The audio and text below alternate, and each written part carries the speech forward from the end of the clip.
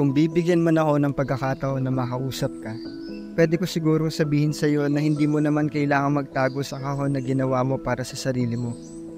Hindi mo naman kailangang patunayan ang sarili mo sa harap ng ibang tao.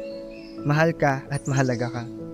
Pwede ko ring sabihin sa iyo na hindi mo naman kasalanan kung ano man ang mga nangyari. Hindi mo kailangan bitbitin na mag-isa yung bigat na nararamdaman mo.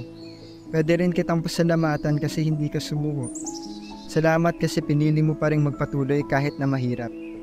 Pero kung bibigyan mo na ako ng pagkakataon na makausap ka, siguro hahayaan na lang kitang magkwento. Uupo na lang ako sa tabi mo at makikinig sa iyo. Sa mga istoryang naisip mo, sa mga ideyang hindi mo nasabi sa ibang tao at nanatiling nakatago lang sa kahon. Pero kung magkakaroon man ako ng pagkakataon na makausap ka, yung totoo, baka wala naman talaga akong masabi. Baka hindi ko rin naman kayaling magsalita. Kaya baka yakapin na lang kita at iparamdam sa'yo na nandito lang ako palagi.